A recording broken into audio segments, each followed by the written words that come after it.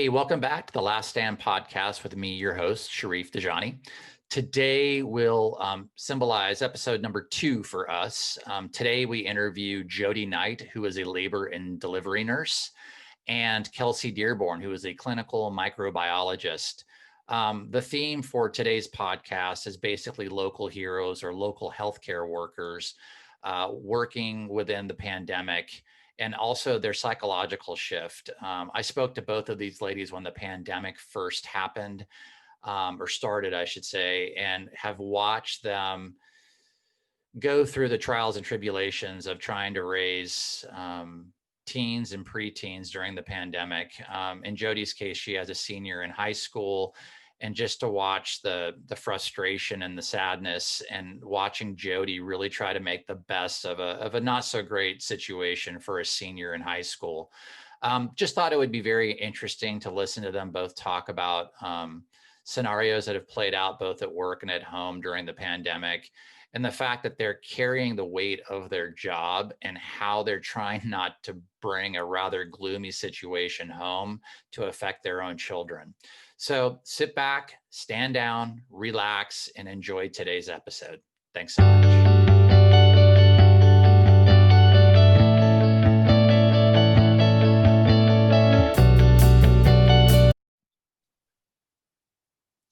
Hey, good evening, everybody. This is Sharif with the Last Stand podcast. Tonight, as promised, I decided to interview two, I think, are heroes in our community. Kelsey Dearborn, the blonde lady with the glasses on, and Jody Knight, the beautiful brown hair brunette above with, I don't know, a sash or something over her head and all sorts of fun stuff there. Anyways, we're all bunkered in, but one of the reasons why I thought this would be an interesting topic for my second podcast was that Kelsey is a microbiologist and has done a lot of interesting things that I'll let her talk about in a bit.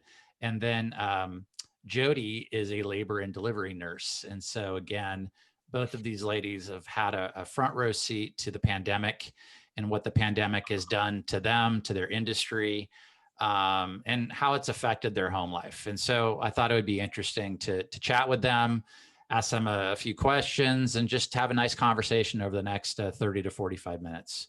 With that said, Jody, tell us what you do, how many years you've been doing that for, and then a little bit about your family.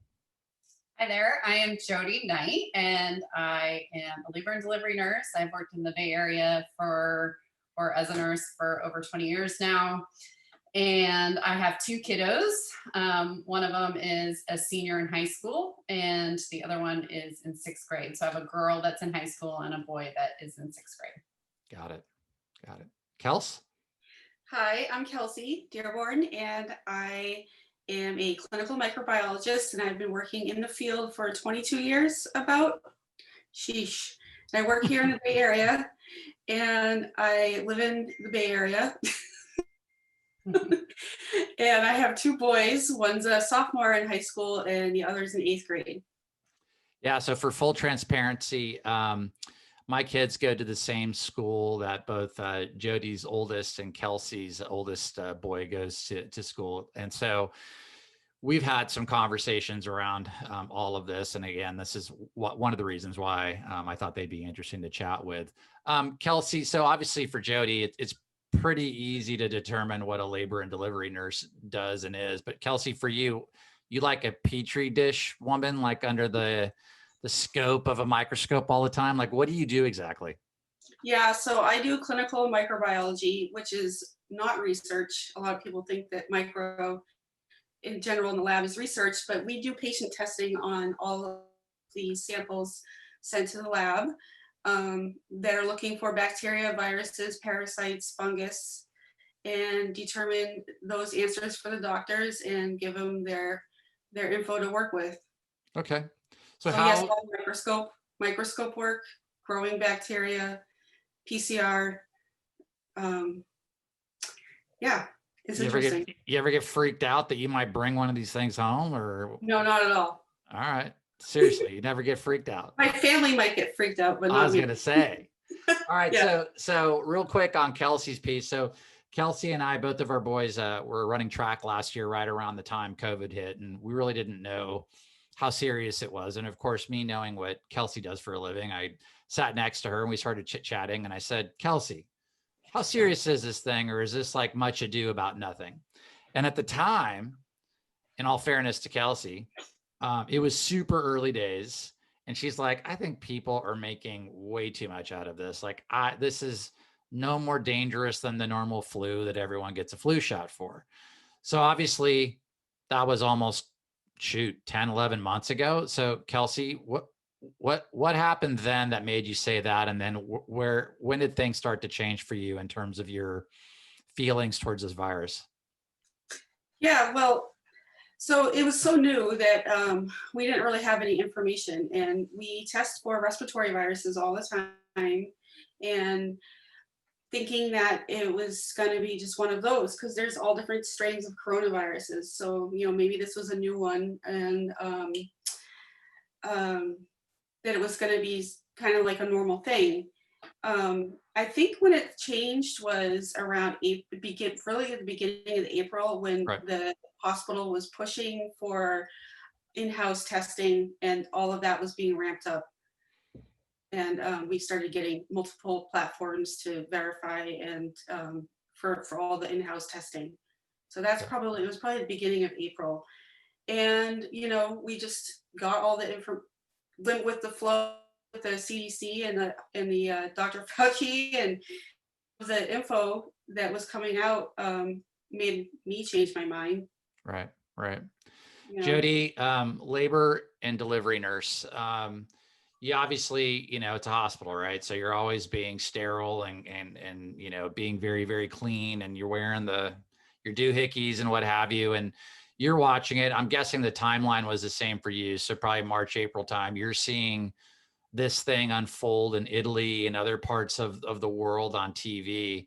When did it start getting real for you? Because you're not in the ER per se when people were coming in, if they had COVID.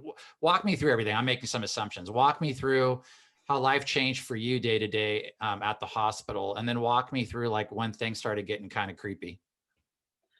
I think for a lot of the healthcare people, a lot of us were on social media and could see kind of things happening in the background in Italy. And we were like, is this thing going to come to us? And then I remember being at work, and, we kind of started joking about bandanas for masks and things like that.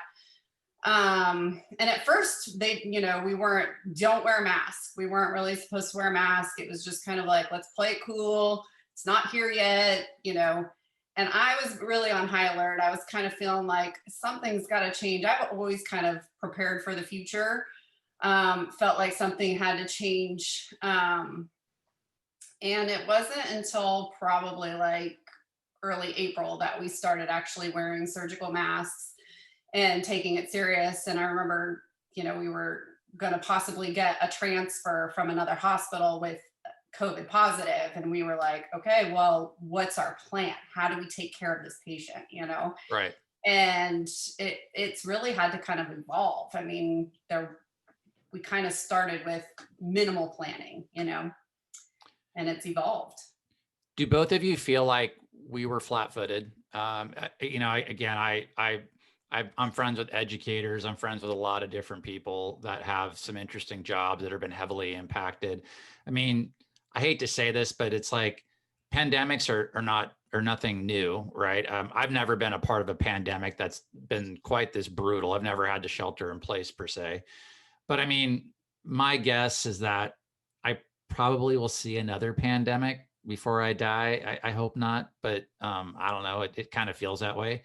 I mean, did you feel like in your fields, did you feel like flat-footed? Like, man, we learned a lot about where the gaps were and what we need to do to fill the gaps between now and when the next pandemic happens. I mean, do you feel like there's some other things that could have been done, or do you feel like it just is what it is and everybody did the best with what they had? Kelsey, you want to jump on that one?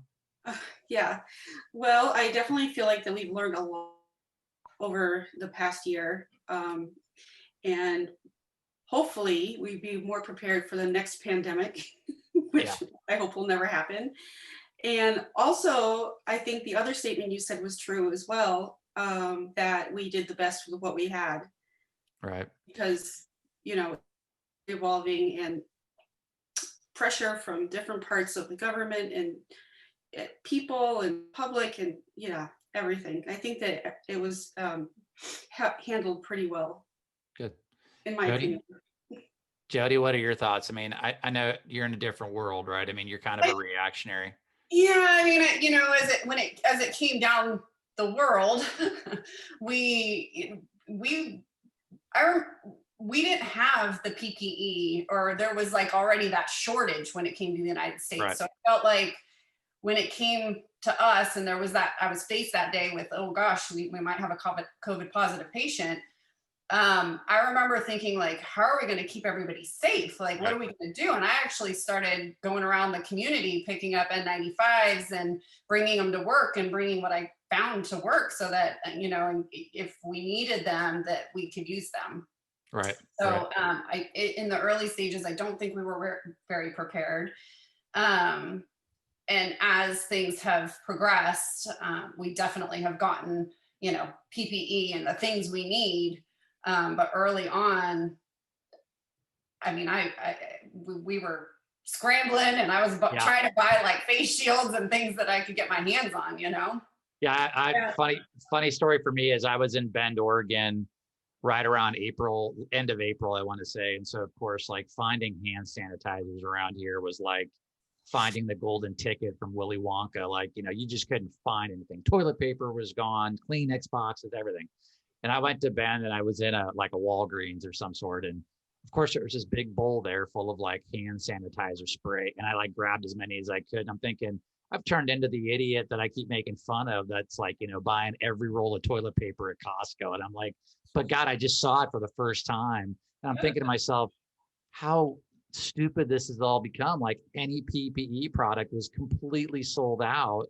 And even at Home Depot, like the stuff that like the guys work when they're sanding, so everything was gone. I thought, okay. And then now, of course, everywhere you go, there seems to be a nice supply of whatever the heck you need in terms of PPE products. Even in the lab at the beginning, somebody stole all of our N95 of our lab, and they were on back order for like 9 months. Jeez. So we couldn't get certain things that we needed as well.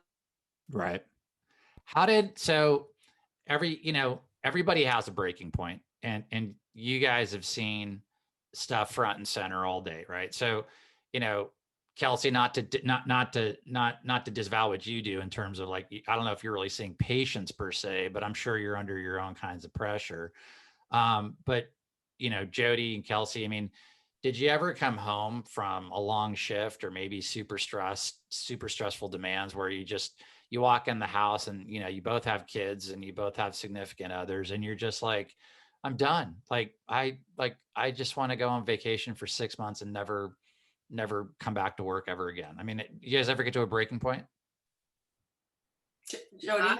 I was at a breaking point probably a weekend, and I cried every single day on the way to work, knowing I couldn't stand wearing an N95, but I've worn one every day for 10 months. It's exhausting talking, trying to breathe. You hold your jaw open differently. Your jaw starts to hurt every day you come home. I was exhausted. I would go to bed at like 7 o'clock in the morning. 7 o'clock at night. You'd get home and I had like this strict routine. I still do. But now it's more normal, but I would leave my, shoes at the door. I'd come in, I go straight to the laundry room. I drop everything that I thought was dirty or considered COVID positive, my shield, all that stuff in the sink, put all my clothes into the laundry, and then you have to like clean it, and just to do it all over again the next day. So it still is exhausting, but you learn to do it differently. Kels?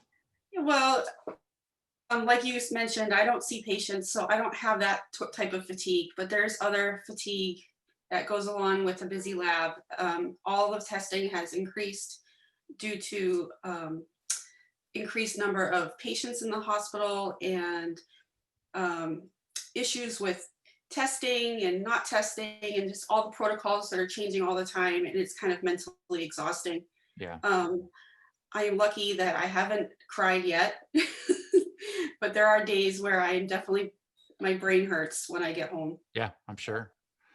So tell me, you guys have any stories where you were at work and maybe it was just a super intense day and maybe colleagues, broke down, or maybe you knew of somebody that got sick and passed, unfortunately? I mean, anything like that, that would be good for people to understand, like how daunting this has been. Well, early on, I had a coworker whose mom passed Hmm. from COVID. Um, and it was early on. It was like the first person that I, had heard of or whatever. And it was just it was so heartbreaking because she couldn't see her mom, and there was like all these unknowns, and they were trying different things on her, and unfortunately she passed. And I think that kind of hit me a little like hard, because it was like it kind of became like really real, like there was a person there Right. that was affected by it. Right. Jody? So, I think for us, I mean, all of the nurses I work with I just want to say they are fabulous support system. I mean, we're all going through it, we're all in it. Nothing really patient specific. I mean, if we have a COVID positive, we usually say, who's up for it, or because it's a super intense assignment too, because of all the PPE and all the things that you can't take off, and you're kind of stuck in the room. We have learned to really work together, but I will say that the nurses have really become a stronger, close-knit family that has really just supported one another. And I think it'll have changed our work family, for that better, Right. at least. Right. Yeah. I mean, the reason why I asked the question is that I had a colleague of mine from Intel. His name's Scott. And Scott was always one of those guys that just, he was like, yeah, it's probably much ado about nothing type of attitude. Like, let's just go do what we got to do. And his father on Easter Sunday had tripped and clearly had broken a toe on his foot. And so, COVID had kind of kicked up into high gear around Easter time. At least everyone was starting to really freak out. And he begrudgingly went in. He got infected with COVID, even though he was going in to see about his foot, and he passed shortly thereafter.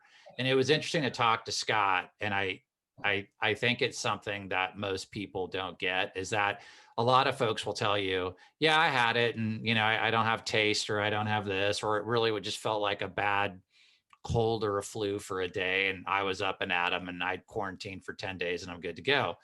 I think if more people knew of, or was able to unfortunately see how COVID ravages those people that have had it, right, or passed from it, I'm guessing the attitude towards wearing a mask, the attitude towards sheltering in place, all the things that we are being asked to do would completely change. But I think most people know people that have had it, and there's been little to no, brutal symptoms. I mean, just they haven't passed. I hate to say it, or had anything bad. I had a colleague that has had it twice now, and he's like, yeah, He's like, I still don't have my taste or my smell, but he's like, but I didn't die, and that's the bright spot of it all. And I had to quarantine, but. Yeah, I just wonder if more people knew of folks that had passed from it, if they would take it a little bit more seriously.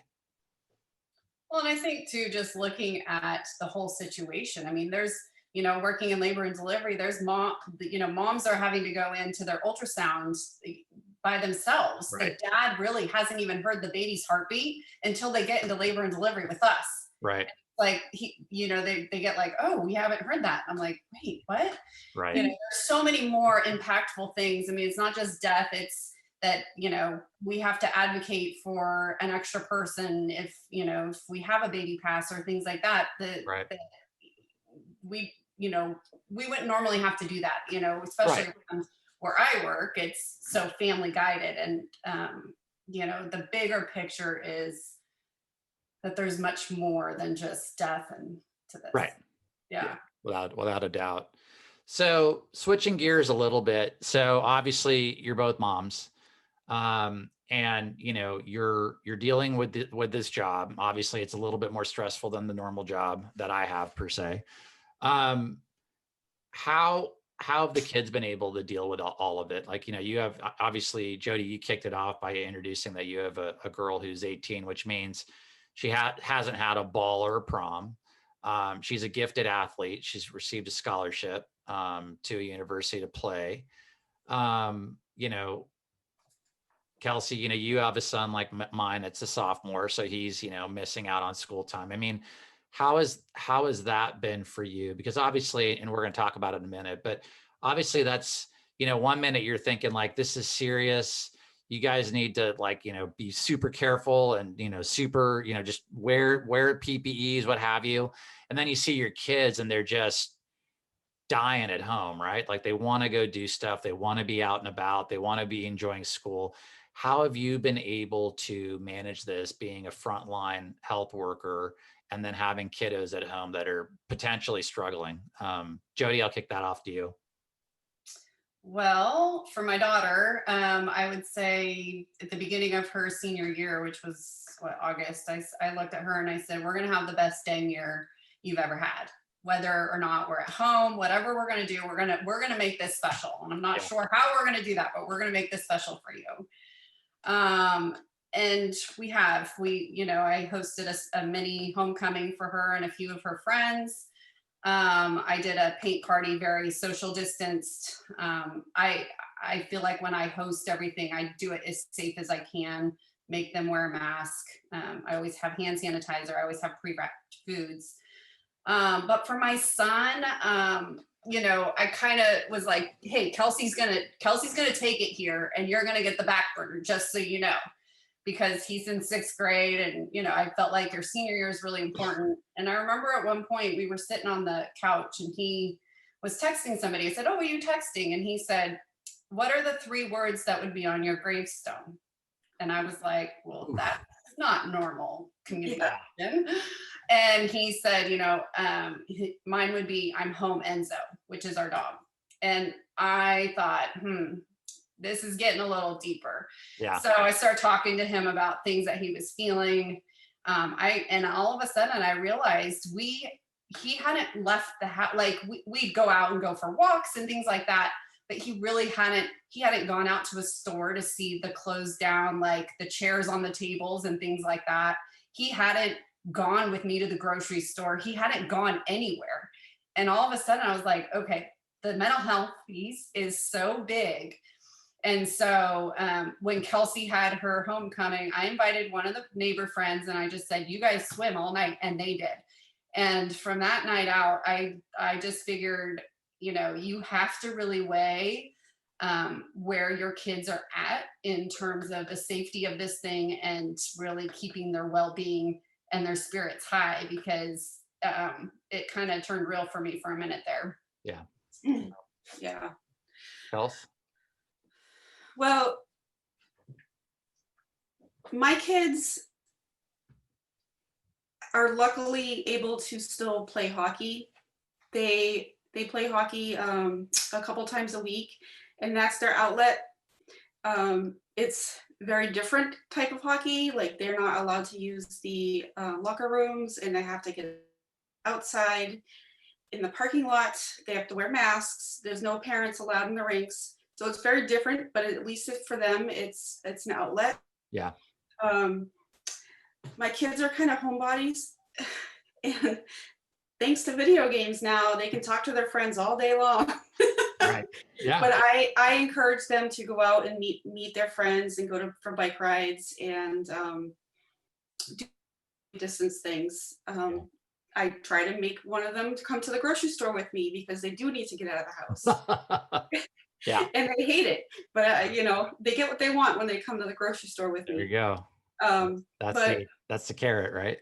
Yeah, right. Yeah. So they're doing okay. There have been times where I have been like, oh, I feel like really my heart goes out to them, but Yeah. I feel like that's more my anxiety than anything. Then it's theirs, right?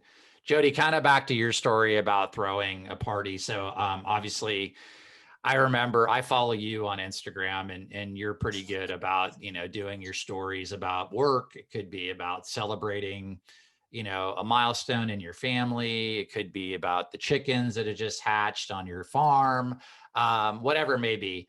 I remember early on, when PPEs were hard to come by and you were asking the community for help, and then thanking people in the community for food and for, helping you and what have you.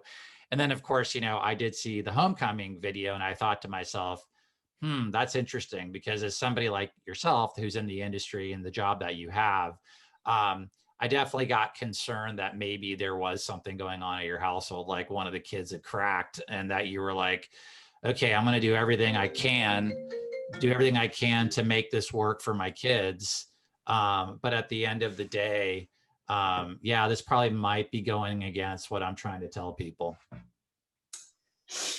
Yeah. I mean, in the beginning, I was gung-ho, shelter in place, Yeah. follow the rules, this thing's real. And as we spiked in June, or we spiked in July, and then numbers started coming back down. Yeah.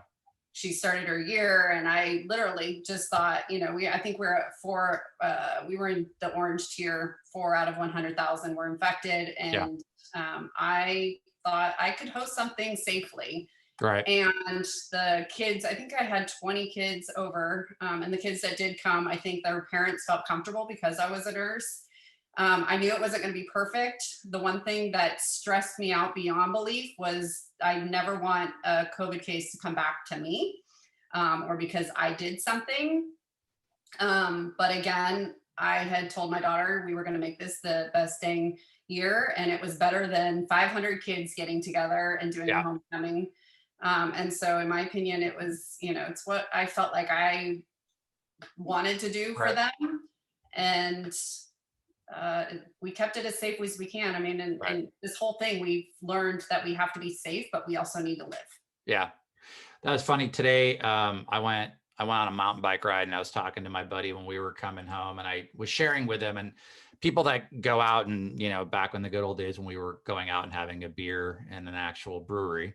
I used to tell people, because I've been fortunate to work in tech companies like Intel and Yahoo. And one of the things that always struck me as being a little off was that when you went on a lot of these campuses, there just wasn't a lot of white Caucasians walking around the campus. Not that that's a good thing or a bad thing. It just was I just noticed it. And one of the things I shared with him was, I said, I wonder for our kids, even though this has been the crappiest year in my lifetime, does it serve as a reminder to our kids that life's not always going to be, rainbows and balloons, and that, when they're ever having a hard time, let it be after high school or their adult life, or maybe when they get married. Like, it's a reminder that, like, nothing's 100% guaranteed, and that, yes, they're surviving through this. Thank God for technology, and thank God for all the other things that we've got. But I mean, yeah, it sucked. And I get that there's the mental component of it, but I'm still out there riding my bike. I'm still able to go to the store and get stuff. I'm able to get things delivered to me, communicate, work, what have you. Do you guys agree that, even though right now it's hard for the kids, that it might serve as a reminder later on in life when they think they're having a bad day, that this past year was a good reminder of, what could happen that's completely out of your control? Yeah, I feel like they don't know what they're missing.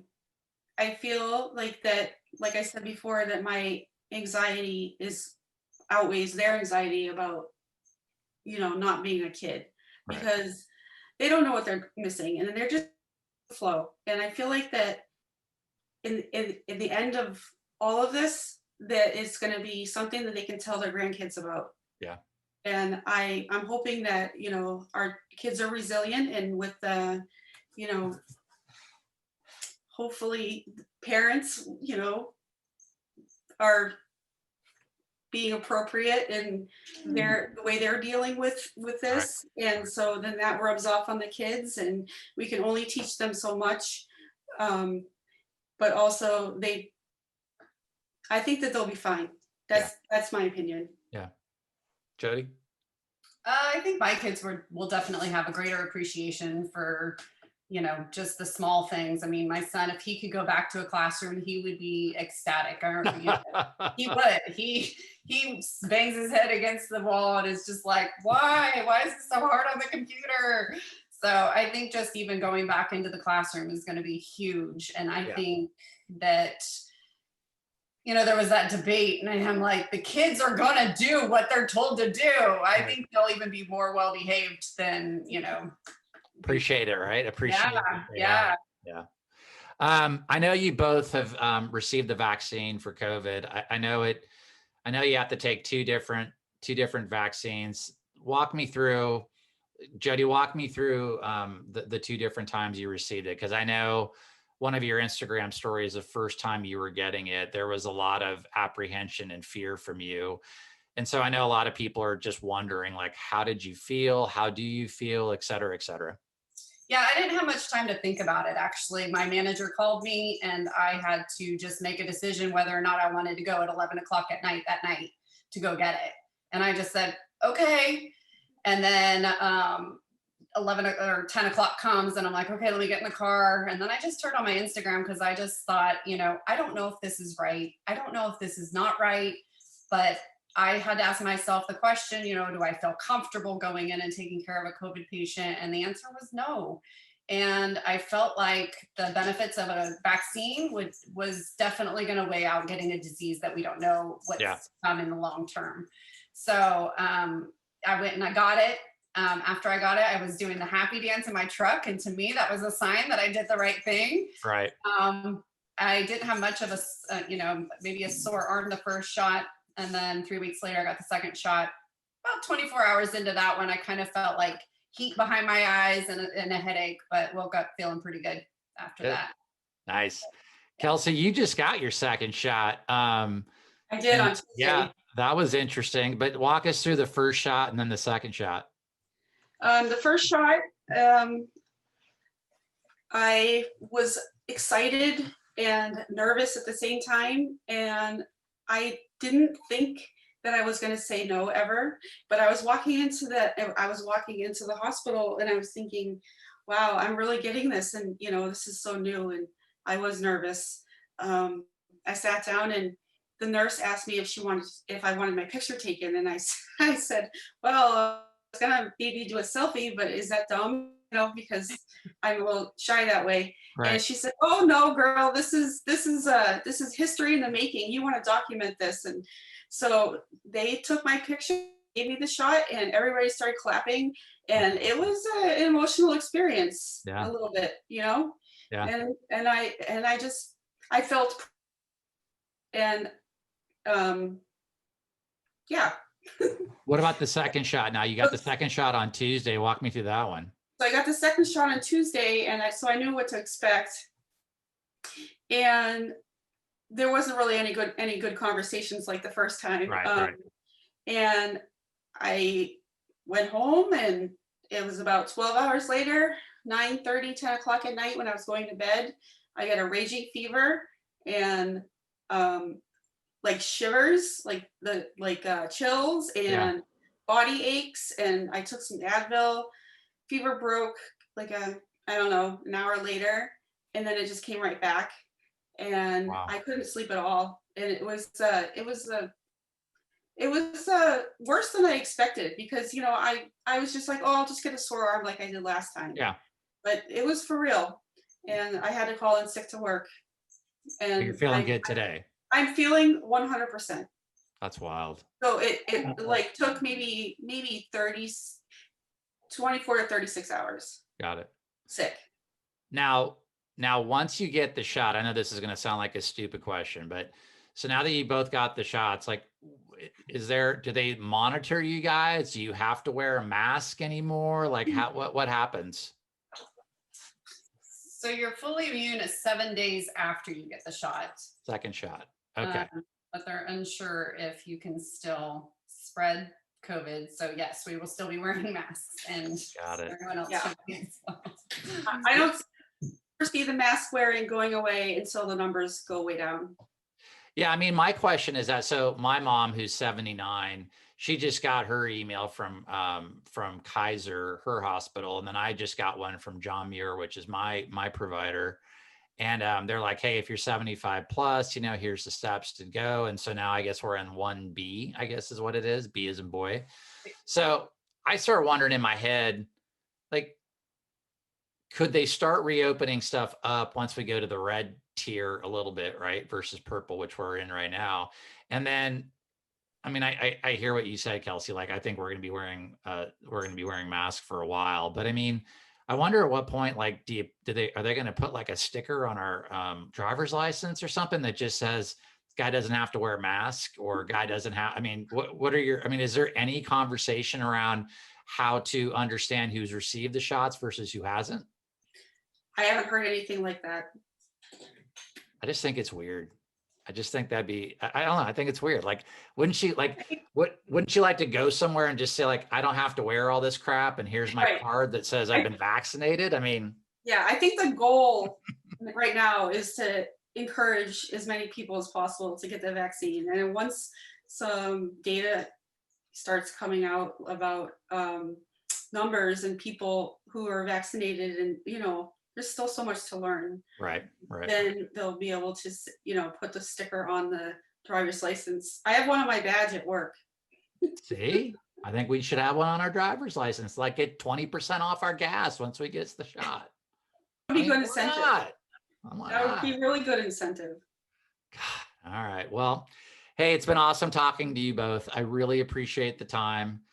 It was awesome getting to understand your stories. And honestly, for those that are super freaked out about the vaccination, what have you, these are two people that, you know, Kelsey had a little bit more of a rougher go of it the second time than Jody did. But I think at the end of the day, they're both alive and they were able to talk to you about it. So I don't have a third eye. Yeah, no third eye, right? Half her hair didn't fall off. So you didn't get Bell's palsy, whatever, the Instagram memes and all that good stuff. But anywho, thank you so much. I appreciate the time that you gave me today. And thanks for sharing your stories. Thank you, Sheree. Thanks, Sheree. Thanks, guys.